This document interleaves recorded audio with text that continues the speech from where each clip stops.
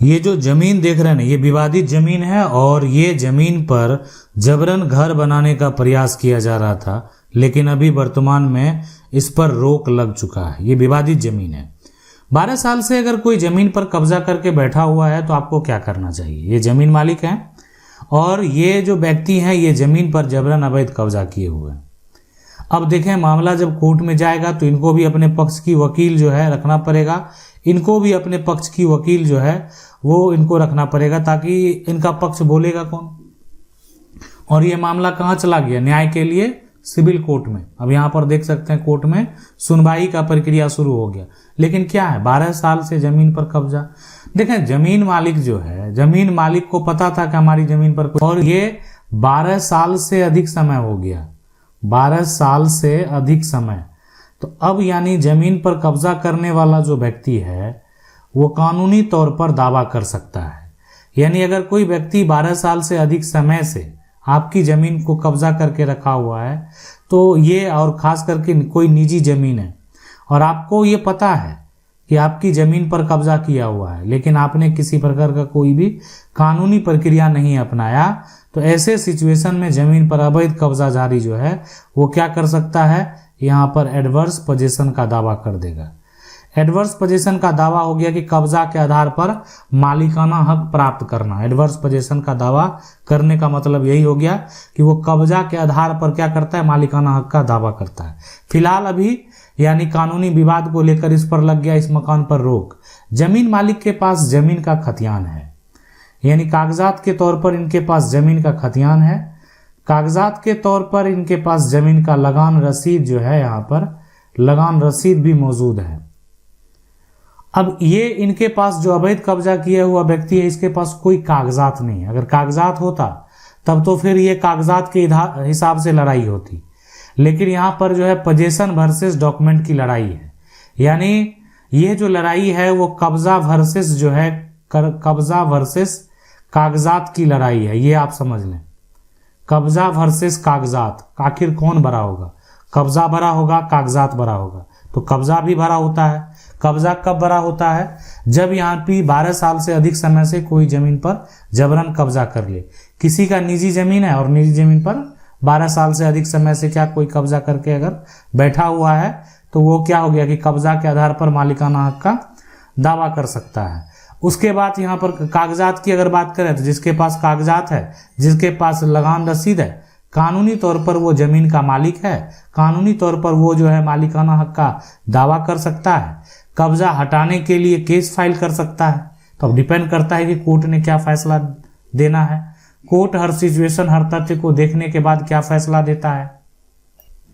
यहाँ पर भी यही देखने को मिला कि यहाँ पर देखें कि जमीन मालिक जो है, जमीन मालिक क्या करते हैं? खतियान और लगान रसीद से जो है यानी कब्जा खाली कराने का केस फाइल कर देते हैं। यहाँ पर कब्जा जो है खाली यहाँ पर जो है कराने का यहाँ पर केस हो गया, और साथ में ये जो है दावा भी कर देते हैं टाइटल सूट का। ठीक है, टाइटल सूट यानी ये खुद को मालिक भी बता रहे हैं, मालिकाना हक का दावा कर रहे हैं, मालिक होने का दावा कर रहे हैं, और साथ में यानी कब्जा खाली कराने का केस भी फाइल कर दिए जमीन मालिक।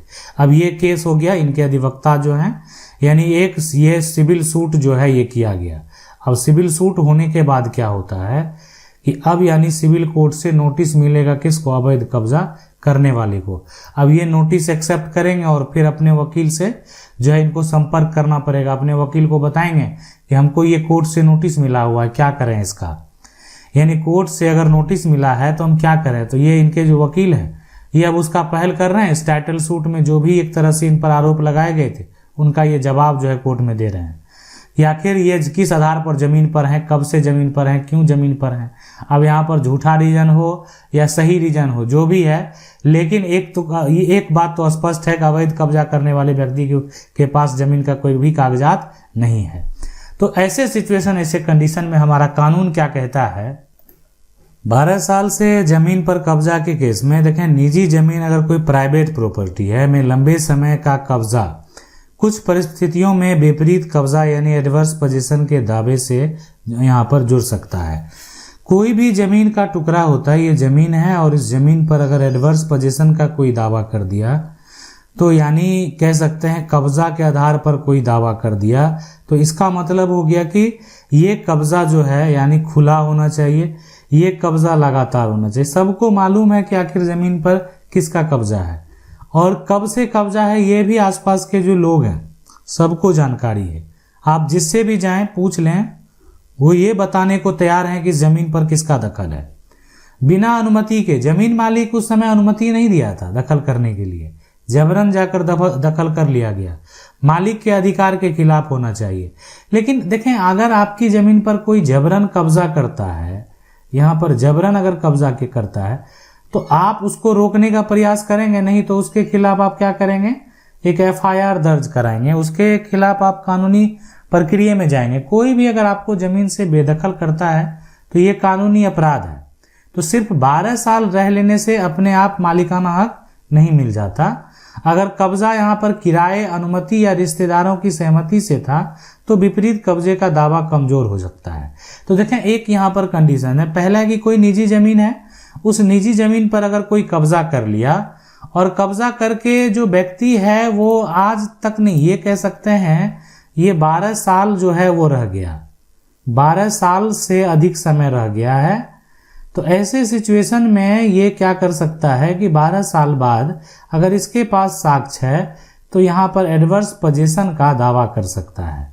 एडवर्स पोजीशन, तो एडवर्स पोजीशन का दावा यानी 12 साल के बाद वो कर सकता है, मालिकाना हक का दावा कर सकता है। लेकिन इसमें कंडीशन आ गया कि ये दावा होगा, बिल्कुल दावा साबित कर सकता है कोई, लेकिन ये कब्जा क्या होना चाहिए, खुला होना चाहिए, कब्जा लगातार होना चाहिए, बिना अनुमति के होना चाहिए, मालिक के अधिकार के खिलाफ होना चाहिए। ये है, कोई दिक्कत नहीं है। लेकिन देखें, अगर इसमें जो कंडीशन है, ये कंडीशन ये आ गया कि ये जो जमीन है, ये जमीन का यहाँ पर ये जो दिया गया जमीन ना, ये किराए पर दिया गया, ये आप समझ लें, जमीन यहाँ पर किराए पर दिया गया, अनुमति से दिया गया। पहले था यहाँ पर बिना अनुमति का, अब अनुमति, जैसे होता है ना, किसी को जमीन खेती करने के लिए दे दिए, किसी को जमीन लीज पर दे दिए या लीज का कागजात नहीं बनाए, किसी को बटेदारी पर दे दिए, किसी कोई रिश्तेदार था उसको फसल लगाने के लिए और दे दिए कि आप फसल लगाएं और हमको इतना शेयर आप देते रहें। तो अपने जो जान पहचान के लोग हैं उसको दे दिए। लेकिन 12 साल रह लेने पर वो क्या करता, मालिकाना हक का दावा करने का प्रयास करता है, लेकिन यहाँ पर दावा नहीं कर सकता है। यानी कानून इसकी इजाजत नहीं देता है कि अगर कब्जा जो है किराए, अनुमति या रिश्तेदारी की सहमति से था तो विपरीत कब्जा का दावा कमजोर हो सकता है। जमीन के मालिक के पास कब्जा हटाने के लिए कानूनी रास्ते जैसे सिविल कोर्ट में मामला उपलब्ध हो सकते हैं। सरकारी जमीन, सरकारी रास्ता, सार्वजनिक भूमि के नियम अलग अलग होते हैं। देखें, इसमें क्या होता है कि कोई जो जमीन का मामला है ना, उसमें जो सरकार का जमीन है, जो सरकारी जमीन है ना, उसके नियम कानून अलग होते हैं। और यहाँ पर अगर जमीन अगर सरकारी हो जाए, वो सारा जमीन होता है सरकारी होता है, तो सरकारी जमीन के केस में जो जमीन अंचल अधिकारी हैं, ठीक है, अंचल अधिकारी के पास क्या होता है, पावर होता है। सरकारी जमीन के केस में यहाँ पर जो तहसीलदार है, ठीक है, तहसीलदार के पास पावर होता है। सरकारी जमीन के केस में जो राजस्व यहाँ पर अधिकारी है, राजस्व अधिकारी के पास क्या होता है, पावर होता है। सरकारी जमीन के केस में यानी SDM के पास पावर होता है। तो इसमें क्या है कि सभी लोगों के पास पावर है, सभी लोग कानूनी कार्रवाई कर सकते हैं, अतिक्रमण हटा सकते हैं। तो सरकारी जमीन को आप ऐसे जबरन कब्जा नहीं कर सकते। सरकारी जमीन पर ऐसे जबरन कब्जा करके आप क्या कर सकते हैं, मकान नहीं बना सकते। सरकार के द्वारा अगर किसी दिन एक्शन लिया गया तो वो अतिक्रमण के रूप में सबको ध्वस्त कर दिया जाएगा। लेकिन निजी जमीन के केस में क्या होता कि अगर आप किसी निजी जमीन पर कब्जा कर लेंगे, तो निजी जमीन पर अगर कोई भी व्यक्ति कब्जा किए हुए है, तो ऐसे सिचुएशन, ऐसे कंडीशन में क्या होगा कि निजी जमीन जो है, और सरकारी जमीन के केस में ये 12 साल कब्जा करके, 12 साल रह करके, लगातार खुला, ये सब करके ना कभी मालिकाना हक नहीं मिलता है। यानी यहाँ पर इतना आसान नहीं होता। कभी कभी सरकार के द्वारा ही नियम लगाया जाता है कि अगर आप सरकारी जमीन को कब्जा किए हुए हैं तो सरकार आपको कागजात बनाकर देगी, सरकार आपको बंदोबस्त करके देगी। तो यानी वैसे लोगों को दिया जाता है, जरूरतमंदों को दिया जाता है जहाँ जिसको जरूरत है। लेकिन यहाँ पर जो है विवाद जो है वो अवैध कब्जा को लेकर है, जबरन कब्जा को लेकर है। तो यहाँ पर कानूनी तौर पर अधिकांश जो फैसले में कोर्ट का फैसला हुआ है वो जमीन मालिक के पक्ष में हुआ। जमीन मालिक, जमीन का जो असली मालिक है, कानूनी तौर पर उसका अधिकार। बहुत सारा ऐसा कंडीशन मिलेगा कि जमीन मालिक जो है, इनके पास ये भी जमीन मालिक और ये अवैध कब्जा नहीं है, ये भी जमीन मालिक, लेकिन ये जमीन का यहाँ पर जो है, जमीन का इनके पास पुराना कागजात है, इनके पास जमीन का पुराना कागजात, और ये भी जमीन मालिक ही है लेकिन इनके पास जमीन का नया कागजात है। अब लेकिन ये नया कागजात इनके नाम से बन गया, इनका अब एक तरह से आप कह सकते हैं वर्तमान में कब्जा भी है। इनके पास पुराना कागजात है, इनका नाम नहीं चढ़ा, इनके परिवार का नाम नहीं चढ़ा। मामला जब कोर्ट में जाता है, दोनों पक्ष से ये पूछताछ किया जाता है कि अगर आपका नया कागजात बना हुआ है तो आपका नया कागजात बनने का आधार जो है वो पता होना चाहिए। ये यानी भूमि सर्वेक्षण अधिकारी कह सकते हैं, जमीन का जो खतियान बना, तो जमीन का एक नया खतियान है जो कि कैडस्ट्रल सर्वे यानी अंग्रेजों के द्वारा जमीन का एक पुराना, यहाँ पर ये नया खतियान है और एक यहाँ पर जो है पुराना खतियान है। तो पुराना खतियान जो है यानी ये कैडस्ट्रल सर्वे, रिविजनल सर्वे, पुराना खतियान से ही नया खतियान बना है।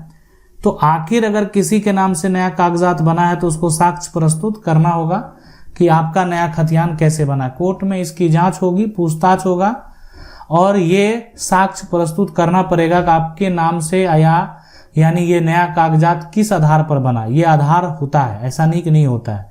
पुराना खतियान से अगर कोई भी आपके पूर्वज, दादा परदादा, अगर आप जमीन को है यहाँ पर बेच दिया, यानी ऐसे सिचुएशन में बेच दिया या किसी को वसीयत कर दिया, किसी को गिफ्ट कर दिया, ऐसे कंडीशन में जो है नया कागजात जो है वो बनता है। तो ये है पूरा प्रक्रिया। आशा करते हैं वीडियो अच्छा लगा होगा। वीडियो को लाइक जरूर कर दें। चैनल को पहली बार देख रहे हैं, सब्सक्राइब करके जो बेल आइकन है उसको जरूर दबा लें। मिलते हैं अगली वीडियो में, तब तक के लिए जय हिंद।